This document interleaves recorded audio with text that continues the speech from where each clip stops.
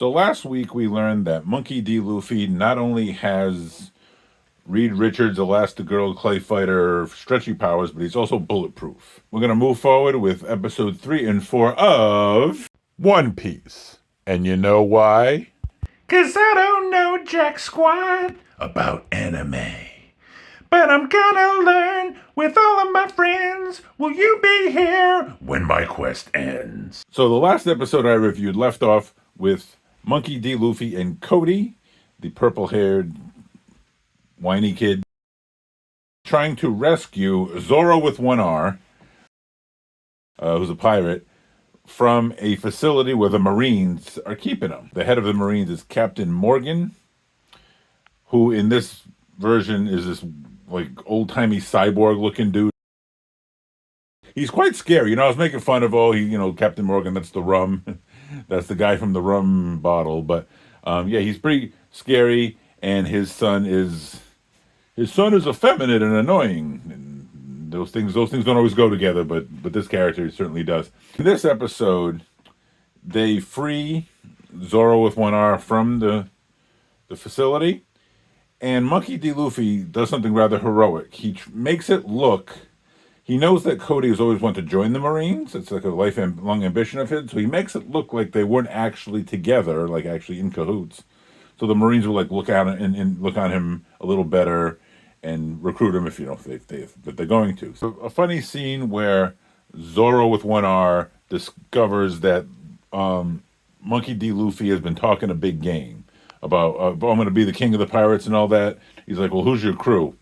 Well, so far just you, So he's got, he's a good start, And there's a scene where Zoro with one R is, they're escaping from the Marines where he was being held, and he mentions he has a sword fighting style that involves holding 3 swords, and he's like he has the third sword in his mouth, and he does some cool stuff with it. But it's episode 3, and again you see the mysterious pretty girl in the background.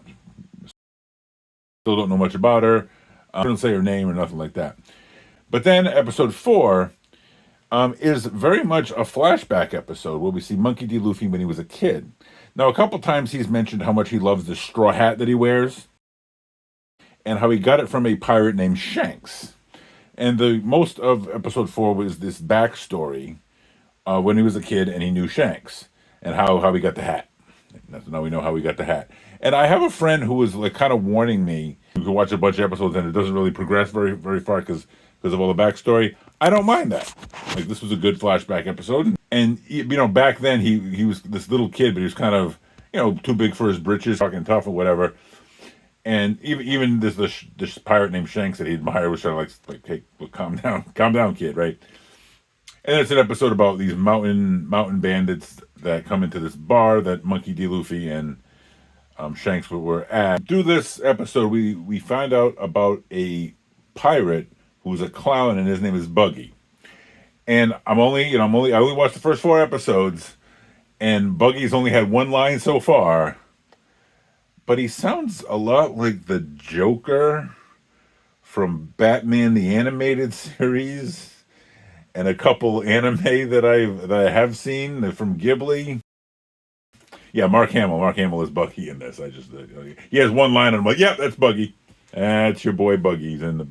He's in the building. So, like I said, I'm not going to rate each episode, but I give this rating a thumbs up.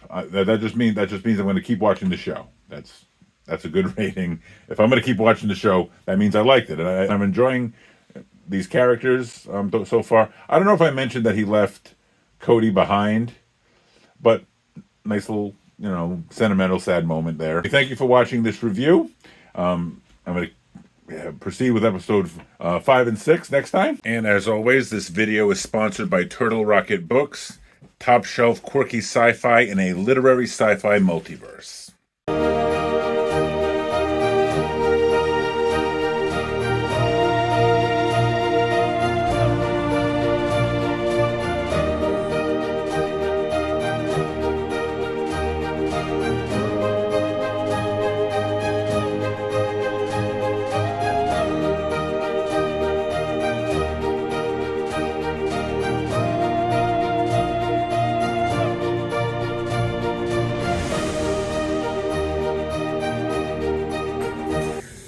want to see some weird stuff? 1, 2, 3, 4.